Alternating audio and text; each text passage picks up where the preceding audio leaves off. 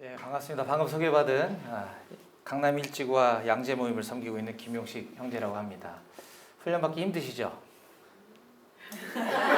표정이 별로 안 힘들어 보이시는 표정인데 저 BTC3 받은 게 엊그제 같은데 기억에 남는 건 엄청 힘들었다.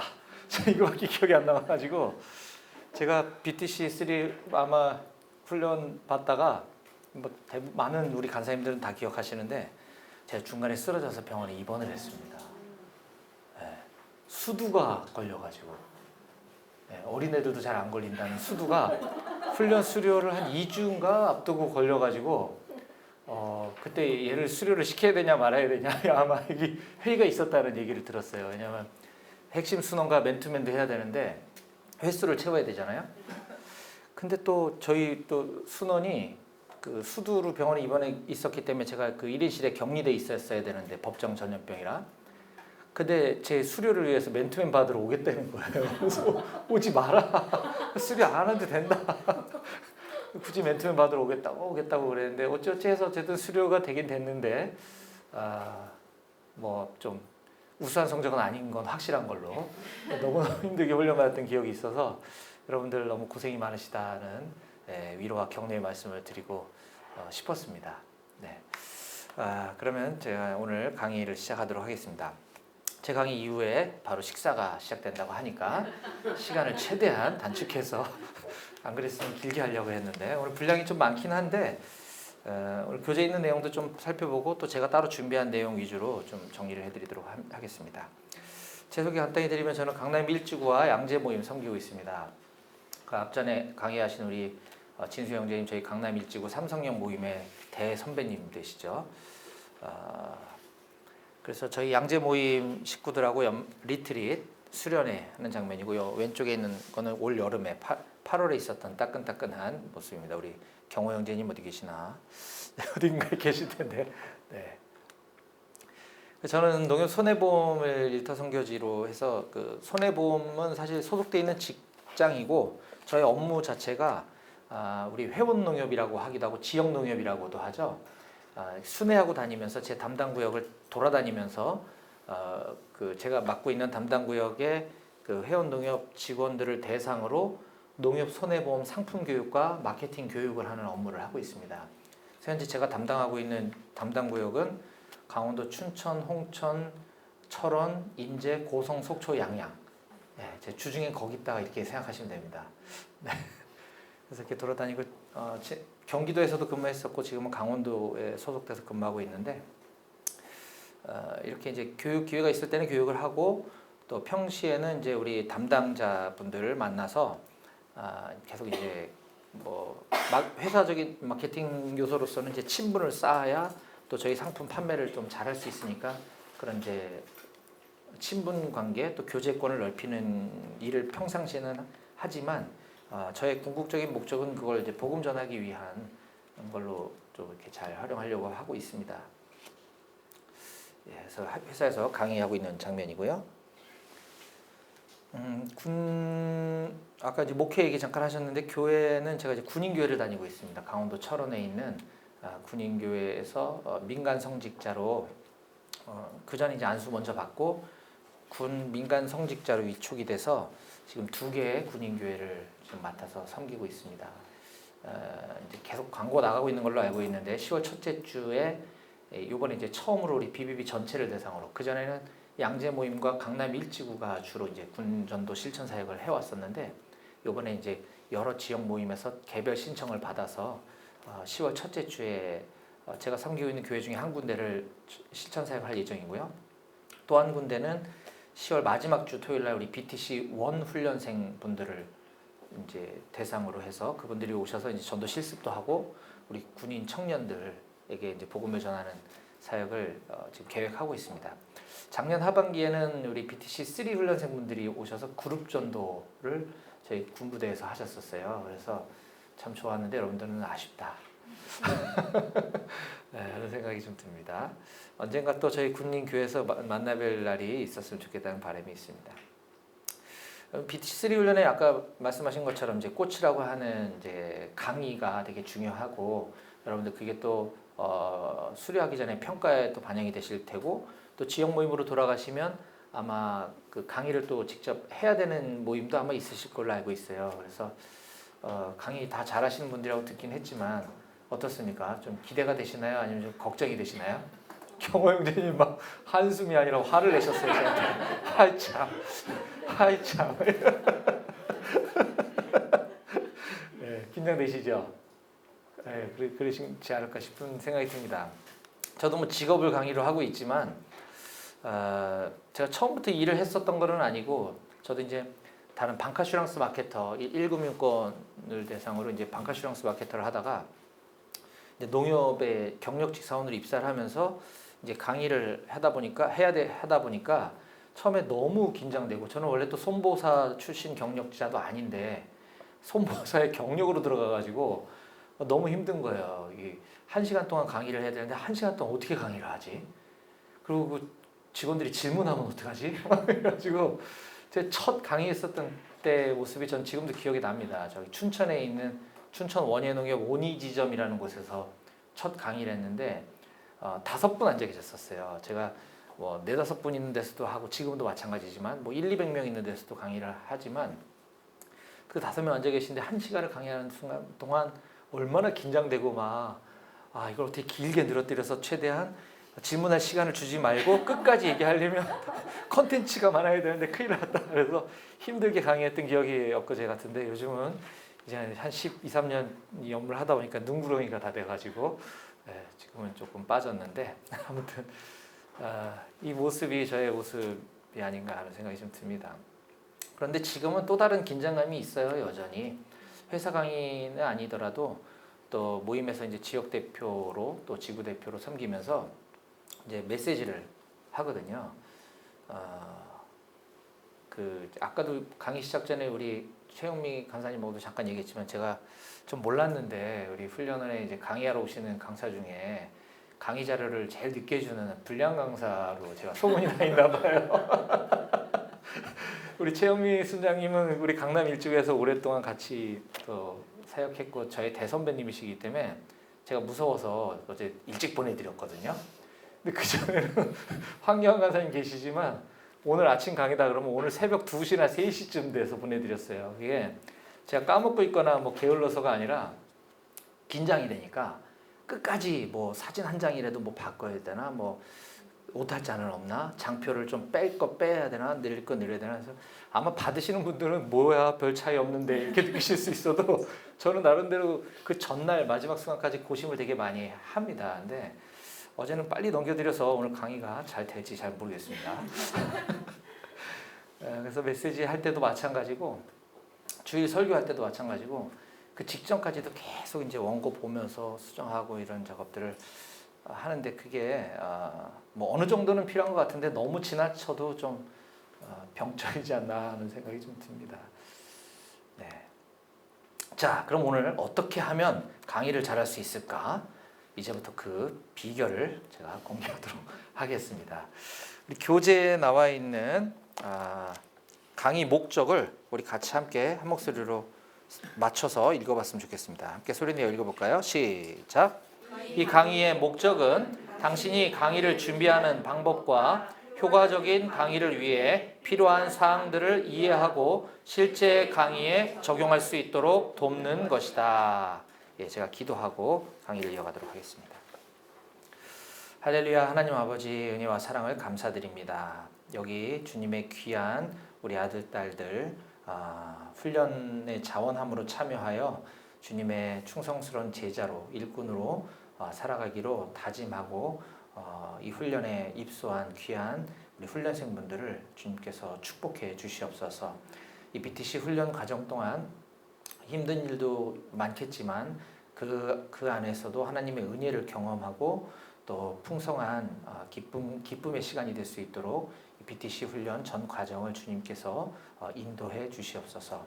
오늘 부족한 자가 강의를 할 때에 저의 입술을 주장해 주시고 또 저의 모습이 드러나지 않고 예수 그리스도만 기억되는 시간 될 수 있도록 인도해 주시옵소서. 모든 것 다 주님께 맡겨드리고 살아계신 예수님의 이름으로 기도드렸습니다. 아멘. 네, 우리 교재 68쪽부터 이제 강의 교수법이 나와 있죠. 69쪽에 보면 오늘 이 챕터가 사실 분량이 작지가 않습니다. 그래서 어떻게 구성되어 있는가, 서론과 표로 나와 있죠. 69쪽에 서론과 강의 준비, 강의 진행, 강의 평가, 요 순서대로 교재가 지금 구성되어 있고, 저도 그 패턴에 따라서 오늘 강의를 진행하도록 하겠습니다. 자, 서론 부분에서는요. 69쪽 아래에 보니까 강의를 잘해야 되는 이유 이렇게 해서 한 3가지 정도가 소개되고 있습니다. 강의는 BTC 훈련을 구성하는 주요 요소이기 때문이죠. 1, 2, 3 훈련 공이 강의가 40%, 실천 사역이 40%, 그리고 점검이 20% 이렇게 BTC 훈련이 구성이 되어 있는데 그만큼 강의가 중요한 이유다라는 것이고, 또 여기 있는 분들 중에 또 후에 이 자리에 서서 강의를 하실 분들이 아마 나올 수가 있습니다. 그래서 굉장히 중요하다고 생각이 들고요. 강의는 또 동일한 지식과 원리를 전달하는 효과적인 수단이다. 우리가 모임에서 이제 맨투맨을 많이 강조는 하고 있지만, 맨투맨은 이제 1대1로 제자 삼는 사역이기 때문에 물론 중요하고, 또 예수님께서 그러하셨던 것처럼 또 1대 다로 하는 이 강의도 짧은 시간 동안 보다 많은 대상들에게 어떤 지식과 원리를 전달할 수 있는 아주 좋은 수단이기 때문에 강의가 중요하다라는 것입니다. 또 3번째, 훈련 과정 중에 강의 서로 밀접하게 관련이 되어 있기 때문이고요. 우리 교재에는 지금 나와 있지 않지만 또 4번째로는 이게 주님의 말씀이기 때문입니다. 우린 잘 가르치는 자가 되어야 한다라고 디모데전서 3장 2절에 보면, 그러므로 감독은 책망할 것이 없으며 한 아내의 남편이 되며 절제하며 신중하며 단정하며 나그네를 대접하며 가르치기를 잘하며 라고 감독의 요건 중에 가르치기를 잘해야 된다라고 말씀하고 있습니다. 그리고 디모데후서 2장 24절에도 주의 종은 마땅히 다투지 아니하고 모든 사람에 대하여 온유하며 가르치기를 잘하며 참으며 라고, 또 주의 종으로서 필요한 요건에 대해서 가르치기를 잘해야 된다라고 말씀하고 있습니다. 또한 예수님께서 공생의 기간 동안 이 땅에서 행하신 사역을 보게 되면 마태복음 4장 23절에 예수님의 사역을 3가지로 잘 요약을 해주고 있죠.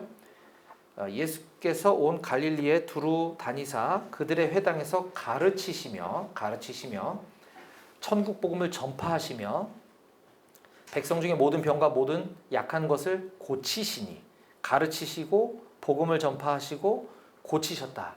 이걸 우리가 예수님의 3대 사역이라고 얘기하죠. Teaching, Preaching, Healing입니다. 그래서 예수님의 3대 사역 중 하나인 Teaching을 우리가 잘 보고 우리도 그러한 역량을 갖춰야 되겠다라고 하는 내용입니다. 또한 5번째로 강의를 잘해야 되는 이유는 우리의 사역이 개발되는 축복이 있습니다. 주님의 일에 쓰임 받을 수 있는 기회와 사역의 지경이 넓어진다는 것이죠. 사실 제가 모임에 처음 온 지가 엊그제 같은데 제가 아주 오래되지도 않았습니다. 2007년쯤에 모임에 처음 온 것 같아요. 그래서 2008년도에 제가 BTC 1 훈련을 받았는데 다 기라성 같은 선배님들이 지금도 많이 계시죠. 제가 처음에 모임에 왔을 때 모습이 어떠했는지, 다행히 우리 영미자매님하고 경화영재님은 강남역 모임이어갖고 자세히 모르셨겠지만, 그래 제가 처음의 모습을 기억 못하시길 바라는데 정말 아무것도 모를 때 혼자만 교회 열심히 다니면서 봉사를 많이 해서 믿음이 신앙이 좋은 거라고 저 혼자 착각하고 왔는데, 여기서 이제 배우고 훈련한 대로 살아가시는 모습들을 보면서 되게 많이 도전을 받았고, 그래서 이제 조금씩 저도 이제 성장하지 않았나라는 생각이 듭니다. 그러다 보니 이와 같이 여러 모양으로 하나님께서 또 이렇게 써주시는 것 자체가 너무 감사한 일인 것 같고, 그 중에 또 이렇게 강의하는 것이 또 회사의 업무와도 관련이 있고, 또 우리 BBB에서 또 훈련도 많이 받고 했기 때문에 이런 요인도 좀 작용이 되지 않았나 하는 생각이 듭니다.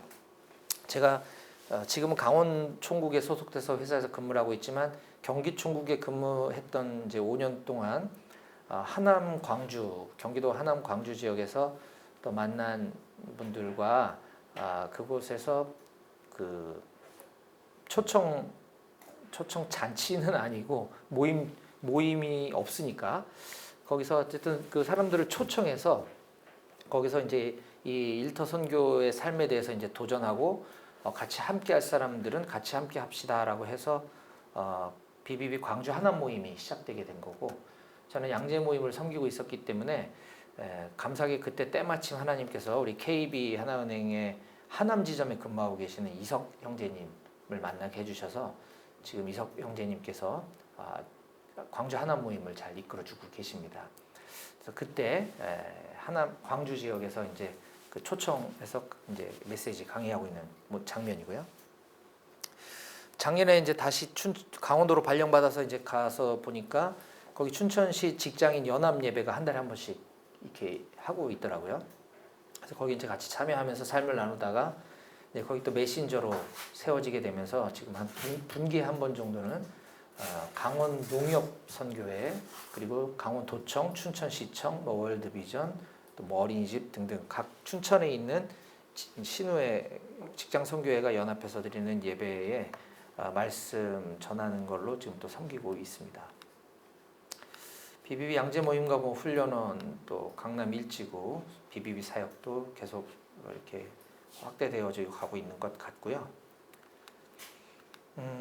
그리고 제가 지금은 이제 군인교회를 다니고 있지만 이제 집사 때 다니던 모교회에서 제가 주일 설교할 기회도 생기고, 또 청년부 대상으로 수련회 할 때 또 강의할 기회도 생기고, 또 타교회 가서 간증도 하고 이렇게 쓰임 받고 있습니다. 그리고 우리 BBB 중국 상해 모임으로부터 이제 시작된 중국에 가서 또 말씀 전할 기회가 생기게 되고, 또 우리 양재 모임과 상해 모임과 연합으로 터키에 가서 거기 또 이란 지체들 만나서 3개국 같이 또 연합으로 사역하면서 그곳에서 또 말씀 전할 기회가 생기고, 이게 이제 코로나 이전에 있었던 일인데 지금까지도 우리 이란 내지에, 이란 현지에 있는 지하교회 분들과, 그분들은 얼굴 본 적은 없지만, 그리고 터키에 있는 이란인 형제들이 온라인 줌에서 만나서 이제 예배드리는 그 주일 예배에 분기에 한 번씩 제가 또 설교자로 참여하고 있습니다. 군인교회 아까 얘기 잠깐 했지만 2018년도부터 시작된 것 같아요. 2018년도부터 처음에는 이제 제가 이제 그 양재 모임 대표 순장으로 섬기면서 저의 너무 부족함과 한계를 느껴서 좀 공부를 더 깊이 있고 넓게 좀 해보고 싶다. 그래서 이제 신학 공부를 일하면서 같이 했는데 목회 생각이 있었던 것은 아니었거든요. 근데 제가 군 생활을 예전에 이제 7년 동안 장교로 복무를 했었고 BBB에서 평신도로 메신저로 또 사역을 하고 있고 한데 신학 공부를 했는데 교회 사역을 아무것도 안 하고 있으니까 하나님께서 그냥 놔두시지 않으셨던 것 같아요. 그래가지고 강원도 철원 전방에 조그마한 대대급 군인교회가 있는데 교회도 있고 왼쪽 하단에 있는 교회도 있고 예배가 필요한 청년 용사들이 있는데 목회자가 없다. 그래서 와서 좀 사역해주면 안 되겠냐, 기도해봐라 했는데 뭐 여러 사람 있는 데서 이 중에 기도해보고 마음 있는 사람 저한테 얘기해주세요도 아니고 저를 콕 집어서 기도해보라고 하는데 이거는 뭐 거부할 명분이 없겠다는 생각이 들어서 그때부터 시작한 사역이 지금 횟수로 6년째 지금 하고 있습니다. 그러는 동안 이제 복무 개월 수가 줄어들고 군 입대 장병 수가 줄어들면서 점점 부대들이 많이 없어지고 개편되고 통폐합되고 있거든요. 그래서 처음에 시작했던 교회는 지금 없어졌고, 그 다음에 이제 발령받은 곳은 이제 두 번째 있는 높은 뜻 백오교회라고 하는 교회를 이제 섬기고 있고, 뭐 사연 길지만 뭐 재작년 12월 달에 또 하나님께서 인접 다른 부대에 폐교회 건물이 있는 걸 보여주셨어요. 또 보지 말았어야 되는데 자꾸 거기 부대원들이 있고 교회 건물이 있는데 안에 들어갔더니 완전히 폐 건물이 아무것도 없고 한 십수년간 방치되어 있는 교회 건물을 보여주면서 이걸 또 이제 알려서 리모델링 공사를 했고, 리모델링 공사 끝날 때쯤 되면 누군가를 보내주시겠지. 그러면 이제 이렇게 인계를 해드리려고 했는데, 그 뒤로 지금 1년 반, 2년이 다 돼가는데 아직 아무도 안 오고 계셔서 제가 지금 2개 교회를 지금 섬기고 있는 것입니다. 그래서 왼쪽에 가운데 있는 교회가 10월 7일 날 우리 BBB에서 군전도 실천사역 할 교회고요. 오른쪽은 10월 25일인가 마지막 주 토요일 날 우리 BTC 원 훈련생들이 오셔서 복음 전해 주실 것입니다. 생각나시면 기도 부탁드리겠습니다. 자, 그럼 강의자의 자세 한번 보도록 하겠습니다. 강의자의 자세에 대해서 우리 책에 자세하게, 죄송합니다, 강의자의 자세에 대해서 자세하게 했는데 아무도 반응이 없었어요. 이렇게 강의하시면 안 된다라는 걸 네, 자세에 대해서 쭉 나와 있는데 그걸 이제 한 문장으로 포괄하는 성경 구절, 아마 시편 78편 72절이 아닐까 싶습니다. 이에 그가 그들을 자기 마음의 완전함으로 기르고 그의 손의 능숙함으로 그들을 지도하였다. 마음의 완전함과 손의 능숙함이 필요하다. 그걸 이제 세상적인 말로 쭉 1번부터 9번까지 우리 교재 70페이지에 잘 정리해주고 있습니다. 그냥 한번 쭉 읽어보시면 알 수 있을 것 같고요. 자, 그럼 강의의 실행 단계에 대해서 한번 보도록 하겠습니다. 강의 실행 단계는 강의 준비의 단계와 강의를 실제로 하는 단계, 그리고 강의 평가의 단계가 있습니다. 우리 책에는 지금 준비, 실행, 평가라고 되어 있는데 뒤에 보면 71쪽에 2번 강의 준비, 그리고 75쪽에 보면 3번 강의 진행 이렇게 나와 있습니다. 그래서 저는 PPT를 진행으로 바꿨습니다. 네, 지금 준비, 실행, 평가라고 되어 있는데 뭐 같은 말이긴 한데 제가 이런 걸 보면 못 견딘다는 거죠. 그러니까 새벽 2시까지 이런 거 찾는 겁니다. 그래서 이게 준비 다음에 진행이라고 되어 있는데 여기 실행이라고 되어 있지. 이제 바꾸는 거예요. 이런 거, 이런 쓸데없는. 그래서 준비, 실제 강의하는 진행, 그리고 강의 끝난 다음에 평가, 이렇게 강의가 실행되어진다라는 거. 이거에 대해서는 뒤에 또 자세히 하나씩 살펴볼 겁니다. 그리고 강의의 구성 요소와 효과 부분에 대해서는 강의의 구성 요소는 당연히 회중, 강의를 듣는 청중이 필요하겠고요. 그 다음에 학습 내용, 강의할 컨텐츠가 필요하겠죠. 그 다음에 강의하는 발표자, 제가 지금 강의자의 역할을 수행하고 있는 거고요. 그 다음에 학습 매체, 학습 매체를 하면 여러 가지 도구들을 말하는 겁니다. 이런 파워포인트, 뭐 스크린, 뭐 빔 프로젝트, 이런 마이크 등등. 죄송합니다. 그거는 환경에 해당되는군요. 학습 환경. 매체는 교재, 수업 자료 이런 것들을 말하는 것입니다. 우리 책에 지금 자세히 잘 나와 있습니다.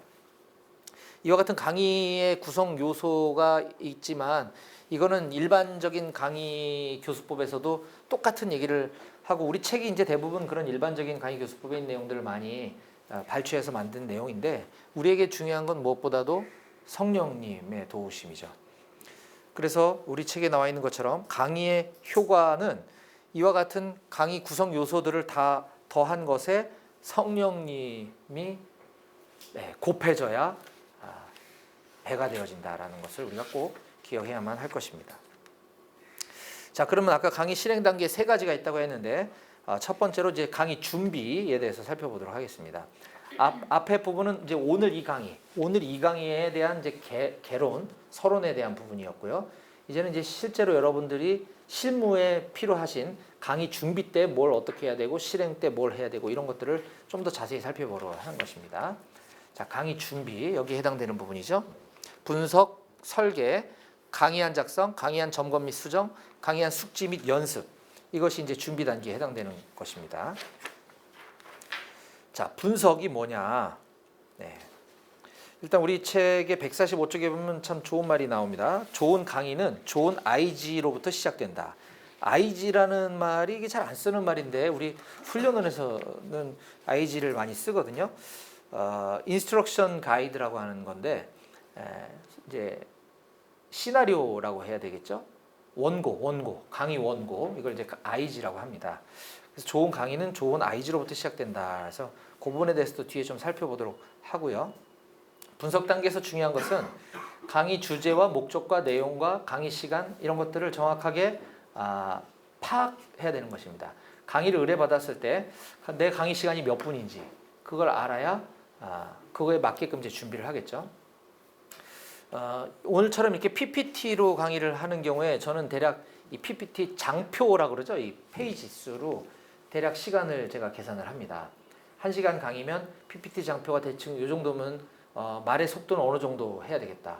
장표가 60분 강의인데 한 30장 이내면 좀 더 풍성한 설명이 필요로 하는 것이고 장표가 많아지면 조금 빨리빨리 말을 진행하거나 넘어가는 것을 빨리빨리 넘기고 글씨를 좀 줄인다든지 이렇게 강의를 분석해서 그거에 맞는 거를 준비를 하는 과정인 것이죠. 그리고 이 강의를 분석할 때 또 여러 가지 고려해야 될 것들이 굉장히 많은데 내 강의 순서가 어디에 배치되는지 아까도 제가 농담처럼 얘기했지만 뒤에 식사 시간이 있으면 이게 농담이 아니라 실제 일반 기업 강의에서도 똑같거든요. 강의 뒤에 식사 시간이 있는데 강의 시간을 넘겼다? 이건 거의 분노를 자아내게 하는 겁니다. 그래서 그런 경우에 빨리 끝낸다든지 그리고 내 앞과 뒤쪽에 강의하신 분이 누구고 그분의 강의 스타일은 어떠한지 이런 거에 따라서 좀 더 유머러스하게 해야 될 건지 아니면 조금 뭐 건조하게 할 건지 이런 것들도 영향을 아주 안 받지는 않습니다. 전 지금도 기억나는 게 제가 BBB에서 처음 강의했던 게 강원도 강릉에서 지금은 이제 그 뒤로 훈련생이 거의 안 나오고 있는 것 같은데 강릉에서 BTC 훈련을 할 때 이 사진이 그겁니다. 거기서 강의했던 게 제가 첫 강의였거든요. 근데 강릉까지 갔더니 제 앞에 강북 일지구 대표 순장님이신 공세봉 형제님이 강의를 하고 계셨어요. 엄청나신 분이시거든요. 그래서 제가 끝나고 그 다음에 누가 강의하시나 봤더니 송기정 그때 당시 훈련원장님께서 강의를 하시는 그 중간에 제가 껴 있는 거예요. 그래서 얼마나 또 이분들이 또 끝나고 가시지도 않으시네. 또 송기정 선생님이 일찍 오셨네. 그래서 두 분이 이제 다 지켜보시는데 벌벌 떨면서 강의했던 기억이 납니다. 네. 그리고 이제 청중이 누군지를 분석하는 것도 굉장히 중요하죠. 네, 아이고 청중. 이게 이제 우리 같이 이제 크리스찬 대상인지 일반인 대상인지 그리고 믿는 분이라 하더라도 어느 정도 이렇게 훈련이 되신 분들한테 쓰는 용어와 사례, 예화들이 또 어떤 분들에게는 이것이 똑같은 사례와 예화가 도전이 될 수도 있는데 어떤 분들한테 그게 기복으로 들릴 수도 있어요. 근데 그런 것들을 잘 청중에 따라 표현 방식이나 문장 이런 단어들을 좀 달리 해야 될 필요가 좀 있습니다. 그래서 이 분석 단계 굉장히 중요하다고 생각이 들고요. 환경도 굉장히 중요합니다. 그곳의 조명 시설은 어떠한지. 빔 프로젝트가 저는 이제 뭐 여기는 이제 매년 오고 1년에도 상반기 하반기 오니까 뭐 미리 와서 확인 안 하는데 다른 데는 이제 미리 가봅니다. 거기 빔 프로젝트가 어디에 있는지 밝기는 어떤지. 그래서 좀 어둡거나 이러면 PPT의 바탕 화면 색깔을 바꿔야 될 경우도 생길 수 있고요. 또 저는 이제 직업이 또 강의하는 일이다 보니까 제 개인 또 빔 프로젝트가 항상 갖고 다녀요. 우발 상황이 생기면 제 걸로 바꿔서 강의를 한다든지 마이크 시설이 있는지 없는지 그래서 마이크까지 들고 다닙니다. 심지어 네, 이런 스피커는 웬만한 데 다 있으니까 그냥 그 스피커에 꽂는 데가 어딘지만 물어보면 거기다 꽂으면 제가 갖고 다니는 마이크로 강의할 수도 있고 그 다음에 강의하는 위치에 서서 시계가 어디 있는지 시계가 없는 곳이 또 굉장히 많아요. 그럼 강의하다가 중간중간에 이렇게 시계 보면 되게 좀 그렇잖아요. 그래서 시계가 이렇게 딱 강의하는 시선 근처에 있다면 이제 마음이 놓이고 그렇지 않다면 제가 이제 이런 디지털 시계를 이렇게 어플을 다운받아서 항상 제 주변에 놓고 강의를 합니다. 오늘은 뭐 필요 없는데 그냥 제가 보여드리려고 이런 걸 하는 이유도 제가 지금 어디쯤 강의를 진행하고 있고 앞으로 남은 게 이만큼이 있는데 속도가 지금 좀 느린 것 같다. 이러면 스킵해야 될 부분들 빼야 되고 하기 때문에 중간중간 시간 체크하는 게 매우 중요해서 강의장 환경을 좀 잘 살펴봐야 될 필요가 좀 있습니다. 그 다음에 이제 설계 부분인데요. 설계라는 건 이제 강의의 내용을 구성하는 것이죠. 그래서 개관, 목적, 학습 목표가 이제 있어야 될 것이고, 우리 BTC 강의 같은 경우는 뭐 교재에 있는 내용 안에서 우리가 강의를 하기 때문에 하지만 이제 내가 강의를 새로 만들어서 해야 된다면 이제 강의 목적을 잘 선택해야 될 것이고, 그 다음에 강의 성격과 청중의 대상에 따라 일방적인 개념 전달 위주로 해야 될 것인지 아니면 실습을 할 것인지 아니면 토의를 할 건지 발표를 시킬 건지 이런 것들도 강의 설계할 때 잘 해야 되고 아까 말씀드린 것처럼 이 청중의 신앙 성숙도나 훈련 단계에 따라 쓰는 용어가 조금 더 이렇게 달라질 필요가 있고 그런 것들 때문에 IG가 필요한 거죠. 거기다가 잘 기록을 해놔야 크게 벗어나거나 다른 용어를 쓰지 않는 거죠. 그래서 그에 따른 이제 강의 서론, 본론, 결론을 구성하고 거기에 이제 들어갈 어떤 뭐 사례 예화라든가 또 관련 성경 구절 또 이런 것들을 자료를 수집하고 그런 것들을 하는 단계가 지금 이 강의 구성 설계 단계입니다. 그리고 내가 강의할 PPT 준비나 IG 준비를 위한 그런 데이터 수집부터 시작해서 그 강의안을 작성하는 모든 것들 이런 것들도 설계일 뿐만 아니라 이제 D-Day까지 남은 일정 가운데 아까 얘기한 것처럼 D-1일 날 강의안을 넘겨드려야 된다면 그 전에 이미 강의안이 다 만들어지고 점검이 다 끝나야 되겠죠. 그걸 전날 새벽까지 한다는 거는 뭐 입이 10개라도 제가 할 말이 없는 거죠. 그게 이제 이런 강의의 일정 스케줄에 따른 이런 전반적인 준비. 왜냐하면 강의 의뢰는 그 훨씬 전에 왔기 때문에 그런 타임테이블에 맞춰서 준비하는 이 모든 것들이 이 설계 안에 다 해당이 된다라고 보시면 되겠습니다. 자, 그럼 이제 강의안 IG라고 얘기하는 이 IG가 뭐냐? 강의안은 인스트럭션 가이드를 의미하며 해당 강의를 진행하는 데 필요한 내용과 방법을 기술한 강의 지침서입니다. 라고 우리 책 73쪽에 지금 나와 있습니다.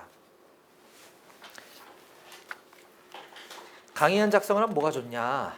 자신감과 여유가 생기죠. 그리고 강의 내용을 숙지하기가 용이하고 효과적인 강의 진행이 가능합니다. 강의 시간 조절이 용이하고 강의 내용을 표준화하고 전수할 수가 있습니다. 이게 이제 PPT가 없는 경우에는 IG가 대단히 중요하거든요. 내가 글씨 크기를 어느 정도로 해서 몇 장 정도를 하면 30분 메시지 분량이 나온다라는 걸 이제 하다 보면 이게 익숙해지거든요. 그러면 이제 IG를 막 만들다 보면 양이 너무 많아지는 거죠. 그럼 이제 뭘 빼야 될 건지 이렇게 해서 저 같은 경우는 제가 정확한 글자 크기와 줄간격 포인트가 지금 생각이 안 나는데 하여튼 또 제가 보기에 편한 너무 작으면 또 막 이렇게 봐야 되니까 글자 크기를 자기한테 맞게끔 선택했을 때 저는 이제 설교나 우리 모임의 메시지 할 때 7, 8장 정도를 하면 보통 한 30분 전후로 이렇게 분량이 나오거든요. 그래서 그런 것들을 만들어 놓고 여러 번 읽고 이제 앞에다 놓고 가끔씩 이렇게 참고하면서 하면은 좀 마음이 편안해지죠. 근데 뭐 아이패드를 준비해 가지고 갔는데 갑자기 이게 안 열린다. 그러면 또 막 당황합니다. 그래서 그런 일이 종종 있거든요, 가끔. 그래서 이제 이거를 원고를 프린터도 해오고 혹시 몰라서. 그리고 또 노트북에는 이제 원본이 들어 있잖아요. 노트북도 들고 가고. 그래서 제 가방에도 아이패드, 노트북 다 있습니다. 네. 그런 것들이 이런 우발 상황에 대한 준비일 수도 있지만 어쨌든 이 강의안이 있어야 좀 마음의 여유가 생긴다라는 것이죠. 시간 조절 그다음 다 말씀드렸고 또 저희 그 강사들이 고정되는 과목도 있지만 또 이렇게 바뀔 때가 있습니다. 우리 BTC 훈련원에서도. 그럼 이제 다른 강사분이 이제 했을 때 아무것도 안 주고 준비하라 그러면 굉장히 힘들죠. 그리고 또 이분이 제대로 준비하는지 또 훈련원에서는 불안할 수도 있거든요. 그러면 기존에 했던 강의 자료들을 또 참고하라고 이렇게 줍니다. 그럼 거기에서 이제 나한테 맞게끔 수정해 나가는 이런 것들이 강의 내용을 표준화하고 전수하는데 굉장히 용이하다라는 것입니다. 그래서 강의안을 구성할 때는 이제 이런 틀을 먼저 짜본다는 거죠. 도입 때는 뭘 어떻게 얘기할 것인가, PPT를 한다면 한 2페이지 정도 하면 좋겠다, 뭐 이런 식으로. 서론 때는 이 강의의 뭐 필요성, 왜 중요한지 뭐 이런 것들에 대해서 좀 넣고 거기에 따른 내용을 뭘 해야 되겠다, PPT는 어떻게 해야 되겠다, 뭐 이런 것들 이렇게 해서 미리 강의안을 구성을 해볼 필요가 있다라는 요약 내용이고요. 실제로 이제 여러분들이 BTC 훈련 때 아마 작성하시게 될 성령 충만한 삶의 중요성, 제가 옛날에 BTC 3 훈련 받았을 때 아이입니다. 탐나시죠? 드릴 수 없습니다. 나중에 훈련을 해서 다 드려요, 그죠? 요즘도 샘플 참고하시라고 다 드리거든요. 그거 가지고 이제 만드는 거예요. 그래서 저는 막 색깔도 바꾸고 진하게도 하고 뭐 이렇게 해가지고 이렇게 합니다. BTC1 훈련 강의가 저는 요번에는 이제 제가 안 맡았는데 BTC1 훈련 때 했던 강의에 이 IG도 이렇게 늘 요걸 가지고 가서 합니다. 이걸 굉장히 오랫동안 했는데도 항상 가지고 다니죠. 저희 모임에서 메시지 할 때 또 이렇게 성경 본문, 도입, 제목, 도입, 뭐 서론, 본론 해갖고 이렇게 다 뭐 재밌는 말을 하려면 그 내용까지 여기다 씁니다. 요 대목에서 요 얘기를 해야지 되거든요. 이런 것들이 다 치밀한 계획에서 나오는 거다. 물론 그렇지 않을 때도 있긴 있습니다만. 그다음에 우리 책에는 없지만 이제 비주얼 프레젠테이션이라고 하는 것이 있죠. 우리가 PPT로 강의하는 경우가 상당히 많은데 비주얼 프레젠테이션이라고 한다면 이런 글씨 위주보다는 딱 눈에 보이는 핵심적인 걸 가지고 이걸 말로 설명하는 이거의 대가라고 한다면 고인이 된 뭐 스티브 잡스가 비주얼 프레젠테이션의 아마 대가가 아닐까라는 생각이 드는데 이 비주얼 프레젠테이션을 하게 되면 이 청중들로 하여금 집중도와 이해도를 높일 수 있고요. 또 의사 전달 진행이 매우 용이합니다. 그리고 한번 만들어 놓으면 이거를 뭐 다른 데서도 또 응용해서 쓸 수가 있어요. 이런 자료들을. 그래서 이런 장점들이 있기 때문에 비주얼 프레젠테이션에 대해서도 한번 알아볼 필요가 있습니다. 이걸 작성할 때는 한 장에 한 개의 테마만을 담는다. 너무 많은 것을 나열하려고 하면 곤란하고요. 긴 글보다는 간단한 어구, 그리고 뭐 본문이 들어가게 된다면 길지 않게, 또 이해하기 어려운 문장이나 낱말은 배제하고 적절한 글꼴과 포인트, 또 단정한 색, 그다음 과도한 애니메이션은 자제하는 게 좋고 시각적 효과를 줄 수 있는 매체를 쓰는 게 좋겠다. 그래서 이거는 제가 만든 것은 아니고 예전에 저희 양재 모임에서 BTC3 훈련을 받으신 탁월하신 순장님이 만들었던 자료인데 이게 아마 지금 많은 강사분들도 훈련해서 쓰고 계신 걸로 제가 알고 있어요. 저도 이걸 지난 우리 이란 지하교회 성도님들하고 주일 예배 드릴 때 제가 요 수레바퀴 예발을 강의할 때 썼던 자료인데 이게 일종의 비주얼 프레젠테이션이라고 볼 수 있겠죠. 수레바퀴의 사이즈가 이렇게 작으면 인생의 험난한 굴곡에서 넘지 못할 수가 있다.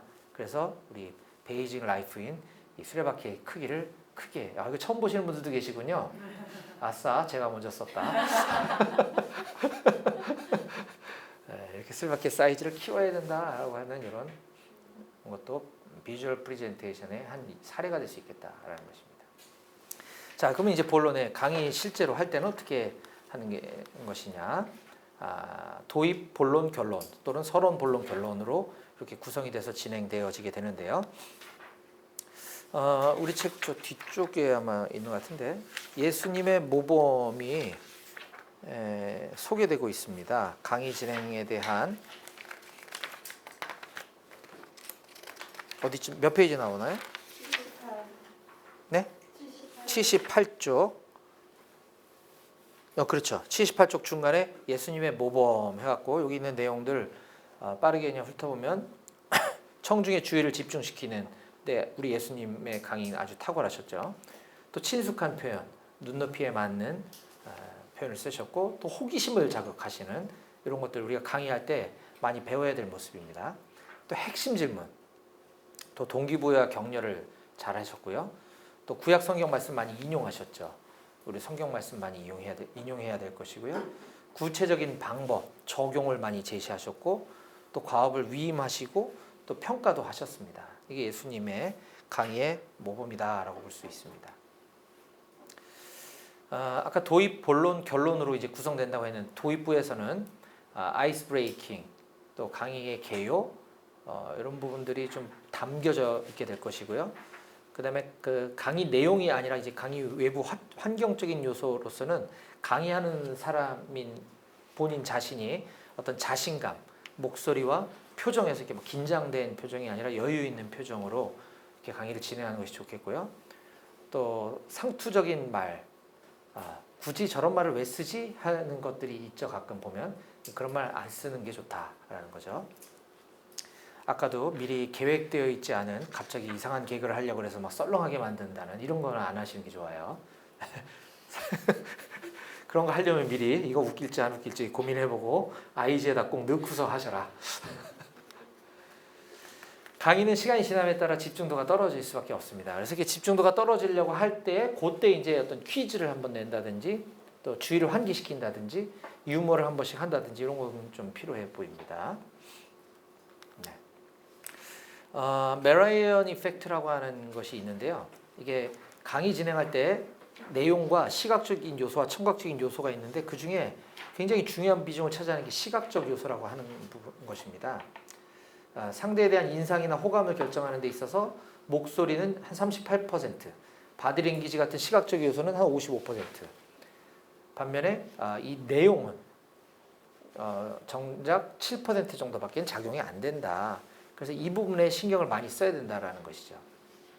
시각적 요소, 청각적 요소, 비언어적인 요소가 중요하다라는 것입니다.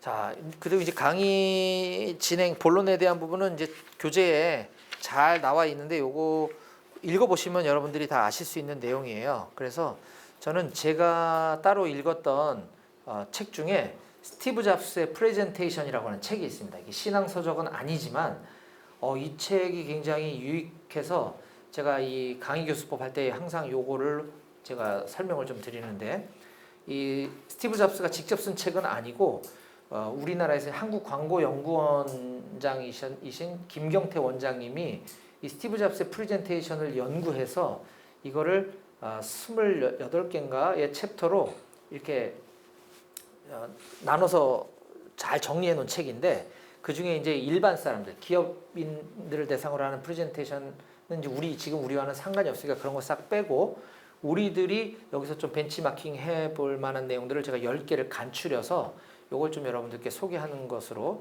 오늘 본론 부분을 좀 얘기했으면 좋겠다는 생각이 듭니다. 이 책에 보면 스티브 잡스의 프레젠테이션의 특징은 첫 번째 오프닝을 장악을 잘했다는 것이죠. 항상 프레젠테이션 곧 강의라고 할 수 있으니까요. 처음 시작할 때 도입부에 30-40초 이내에 어떤 성패가 난다는 것이죠. 그래서 그때 어떤 멘트를 구사할 것인가 저렇게 막 장황하게 얘기할 필요 없다라는 것이고 필요하면 그때 뭐 어떤 퀴즈나 게임 같은 거 저도 이제 소수의 인원을 대상으로 강의할 때는 이제 그런 거 잘 안 하지만 많은 사람들 뭐 100명, 200명 있는 데서 강의할 때는 집중이 잘 안 되거든요. 그러면 이제 처음에 인사하기 전에 갑자기 뭐 상품을 들고 나와가지고서 퀴즈를 맞추면 드린다고 하면 엄청 막 집중이 쫙 돼요. 그렇게 해서 이제 선물 주고 분위기 막 화기애애하게 만들고 그러고서 이제 시작하는 경우도 있거든요. 이런 오프닝도 굉장히 중요합니다. 첫인상 중요하죠. 그래서 뭐 제가 이번 주에 염색도 했다는 거 아니겠습니까? 여러분들을 위해서 오늘 강의 아니었으면 제가 염색을 왜 하겠습니까? 그렇죠? 이런 자세, 외모 뭐 이런 것들도 양복도 심지어 드라이를 했네. 제가 이번 주에 생각해보니까 좋은 첫인상을 위해서 여러 가지로 노력할 필요가 있다 하는 내용이고요. 그 다음에 시작할 때 이제 스티브 잡스의 프레젠테이션의 특징은 큰 그림을 먼저 이야기해라. 무엇을 할 것인가 먼저 그림을 그려주고 이렇게 들어가는 것이 좋죠. 그래서 오늘 저는 강의를 할 때 이 교재에 나와 있는 것처럼 아까 제가 서두에 서론과 강의 준비, 강의 진행, 강의 평가의 순으로 오늘 강의를 진행할 겁니다 라고 했던 것이 이 큰 그림을 먼저 말씀드렸던 것이죠. 그리고 프레젠테이션 할 때 구조적인 부분에서 이 3이라는 숫자를 잘 활용해라. 그래서 큰 주제, 첫 번째, 두 번째, 세 번째. 큰 주제 안에 또 소주제가 있다면 또 첫 번째, 두 번째, 세 번째. 요게 이제 목사님들이 많이 쓰시는 소위 3대지 설교법이라고 하는 것이죠. 근데 이게 첫째 하고 얘기하다가 이게 첫 번째 첫째인지 소주제의 첫째인지 이게 막 헷갈리는 경우가 있어요. 그래서 그런 것들은 좀 주의해서 너무 복잡하지 않게 할 필요가 있다는 거. 다음 소주제로 넘어가기 전에 이게 뒤섞이지 않도록 둘째 그랬는데 이게 큰 거의 둘째인지 작은 거의 둘째인지 이런 것들을 헷갈리면 안 된다. 그걸 잘 설명을 해라. 네 번째, 가장 좋은 것을 마지막에 보여줘라.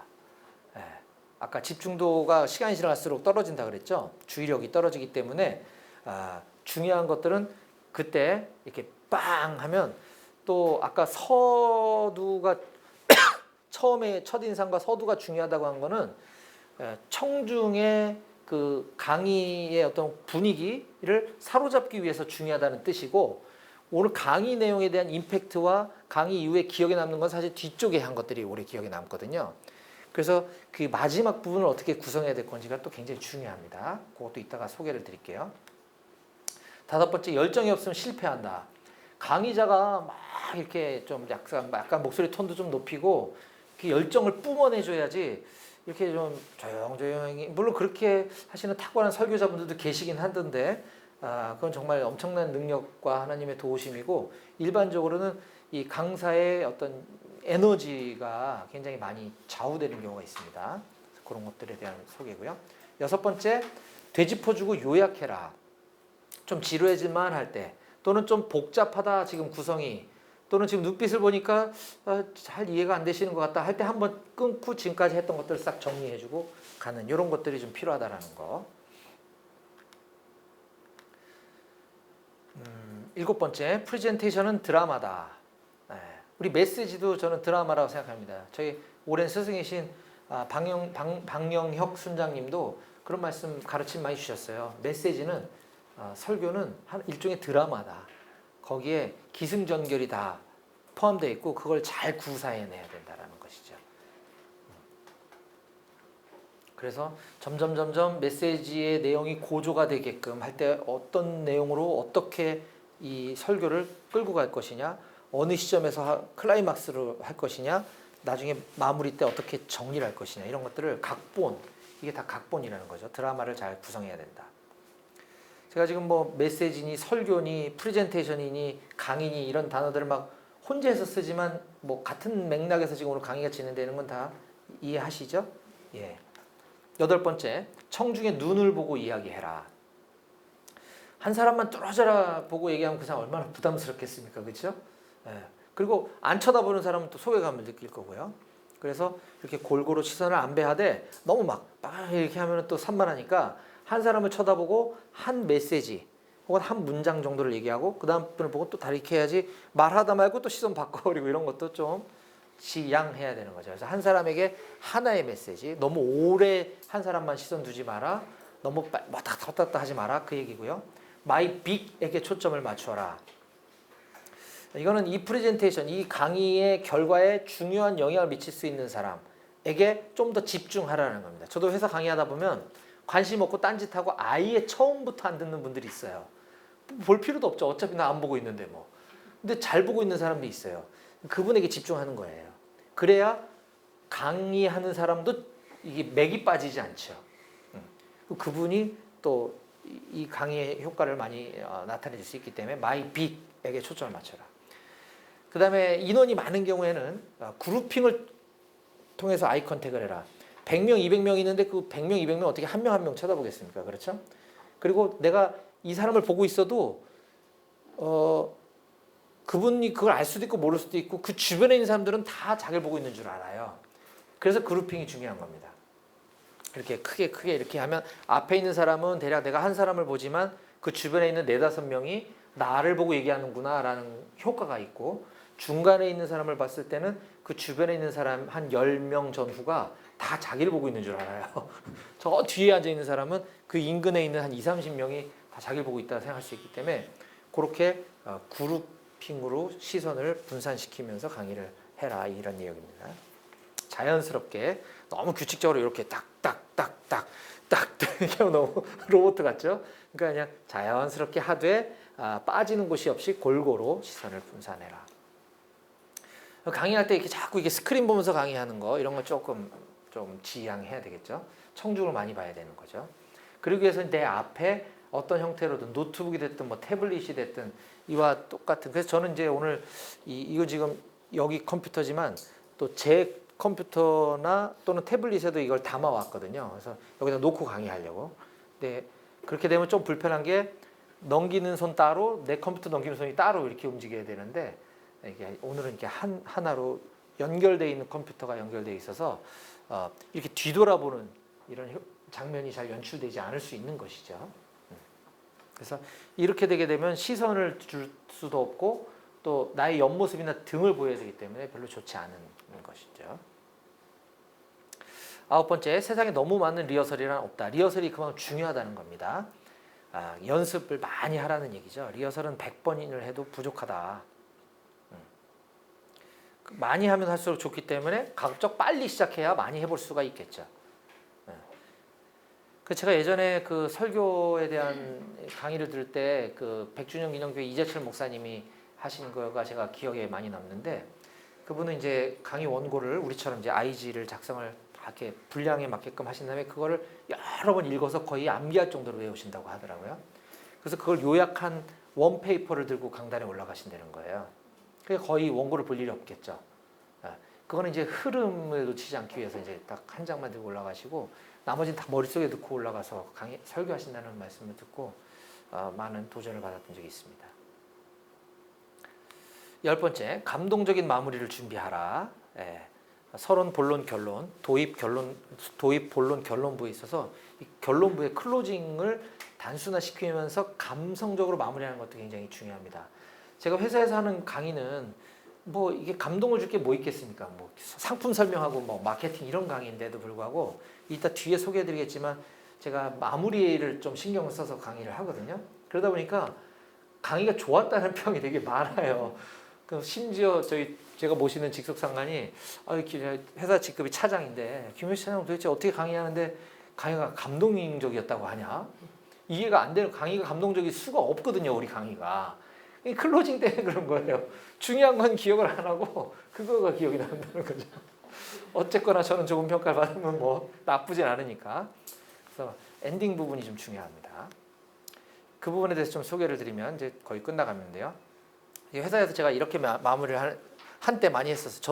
저도 사람인지라 똑같은 걸 계속 쓰면 제가 질려가지고 제가 그 에너지가 떨어지더라고요. 그래서 이런 걸 바꾸는데 한동안 했던 게, 여러분들 그 이랜드의 독서 경영이라는 얘기 들어보셨습니까? 그래서 이랜드가 하는 독서 경영의 핵심은 저는 이 본깨적이라고 생각합니다. 그래서 따라해 보겠습니다. 본깨적. 그다음에 이게 무슨 뜻일까요? 물어보면 무슨 깨냐 뭐 얘기하는데, 본 거, 깨달은 거, 적용한 거. 우리로 따지자면 관찰, 해석, 적용. 우리 BB에서 배운 거잖아요.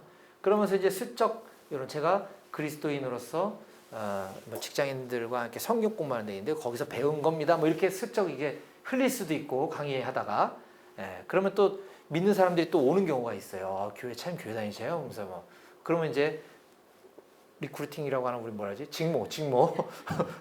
직모할 대상자가 또 보이는 거죠. 어쨌든 그래서 본캐죠. 오늘 강의를 통해서 여러분들 많은 것을 보셨을 겁니다.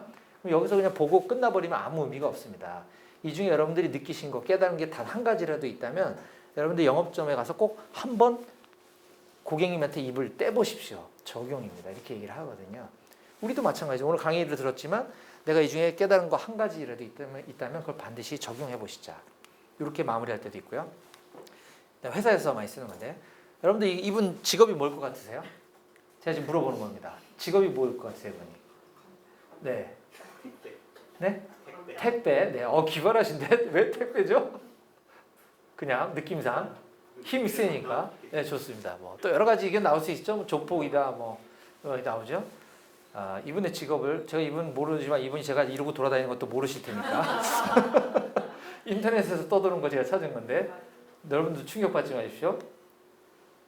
도덕윤리 선생님이라고 합니다. 제가 이거 여러분들께 보여드리는 이유는, 여러분들이 영업점에서 고객을 만나실 때 고객이 인상이 험악하면 보험을 판매하셔야 되는데 여러분들은 말을 떼기가 두려우실 거예요. 첫인상으로 고객을 판단하지 말자. 이렇게 하면서 이제 엔딩을 하는 거죠. 예를 들면 예전에 마라톤이라는 영화가 있었죠. 마라톤 선수, 제가 이 학부 때 전공이 체육입니다. 이래봬도 제가 체육학도 출신인데, 마라톤 선수에게는 옆에 항상 따라다니는 사람이 있어요. 이분 뭐라고 하는지 아십니까? 그렇죠. 페이스메이커라고 합니다. 페이스메이커. 한 사람은 진짜 선수고 한 사람은 가짜 선수예요. 가짜 선수라기보다는 옛날 선수 출신으로서 마라토너, 지금 메달을 따야 되는 사람을 옆에서 같이 뛰면서, 선수로 등록해서 뛰면서 구간별 기록도 측정해주고 하는 이 사람을 페이스메이커라고 합니다. 제가 여러분들의 페이스메이커가 되어드리겠습니다. 이러니까 감동을 받는 거예요. 앞에 중요한 상품 내용을 기억을 못해요, 이 직원들이. 네, 요거는 저희 모임에서 이제 이어달리기 할 때 이 사진을 이제 보여주면서 제가 예전에 아마 이제 중국 상해 때 제가 본부에서 주관하는 BBB 상해 컨퍼런스에 제가 매년 참여를 하면서 우리 양재 모임 여름 단기 선교를 이제 상해로 가야 되겠다라고 할 때 많이 같이 참여하도록 참석을 독려하기 위해서 이제 메시지 하면서 엔딩을 이걸로 했던 것인데 이제 우리 한국 BBB가 중국 BBB에게 바톤을 넘겨주는 타이밍이 왔습니다. 지금 중국의 지역 모임들이 계속 개척되고 늘어나고 있습니다. 이번 여름 단기 선교가 우리의 그 하나의 역할을 감당하게 될 것입니다. 이 역사적인 자리에 여러분들이 꼭 많이 참여해 주시기 부탁드리겠습니다. 이렇게 이제 메시지 하면서 이런 얘기를 하게 됐고요.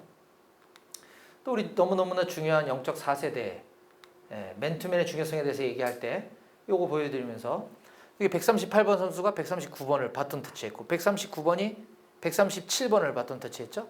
137번, 135번 이렇게 했습니다. 방영혁 순장님이 우리 정규혁 순장님을, 정규혁 순장님이 김용식을, 김용식이 서원정을, 서원정이 우리도 영적 계보를 이어가야 하겠습니다. 디모데후서 2장 2절 이렇게 하면서 엔딩 마무리 멘트를 이렇게 하기도 했습니다. 이게 이제 오늘 강의의 이제 본론부에 대해서 제가 설명드린 것이고요. 강의 평가. 강의 평가는 내가 스스로 하기도 하지만 자기 평가, 다른 강의자들이 또 평가를 하기도 하죠. 전 처음에 BTC 훈련을 해서 강의할 때 몰랐어요. 근데 강의 끝나고 났는데 우리 훈련 순장님들이 뭘 주시더라고요. 여기다 이제 저는 이제 강의만 했는 줄 알았더니 저를 평가하신 거죠. 강사를 평가하는 그 피드백이 굉장히 도움이 많이 됐습니다. 요즘도 그런 거 하죠? 안 해요? 그러니까 계속 오래된 사람은 안 하더라도 새로 맡으신 분들은 좀 해주세요. 네, 오늘 배웠으니까. 네, 처음 강의를 맡으면 아무래도 강의 점검도 해주시거든요. 훈련을 해서. 근데 이제 실제 강의에 대한 이제 강사님들의 피드백이 많은 도움이 됐던 기억이 있습니다. 꼭 이런 강의 평가서라고 하는 거. 저는 몰랐었거든요. 이런 것들이 있더라.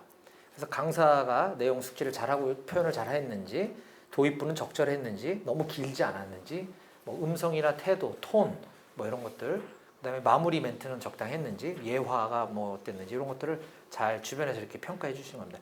여러분들은 훈련생이시고 또 이거를 실제로 나중에 하셔야 되기 때문에 아마 그런 시간들이 있을 거예요. 서로 평가해 주시는 그런 시간들 잘 이렇게 활용하고 수용해 주시면 아주 좋을 것 같습니다. 자, 이제 오늘 강의의 마무리입니다. 오늘 강의의 마무리. 강의를 잘하는 방법. 지식과 경험이 중요합니다. 강의 지식이 일단 무장돼 있어야 되죠. 아까 제가 회사 강의 처음 할 때 너무 긴장됐던 건 저는 손보 경력이 없는데 손해보험 상품 교육을 해야 됐기 때문에 너무 힘들었던 거예요. 지식이 무장돼 있지 않았기 때문이죠. 그래서 그 부분에 대해서 공부를 많이 하고 준비를 많이 하셔서 지식으로 철저히 무장되셔라. 또 중요한 건 나의 사례가 중요합니다. 나의 사례. 남의 사례 말고 나의 경험담을 많이 하는 게 청중들에게는 굉장히 공감대를 얻기가 좋습니다.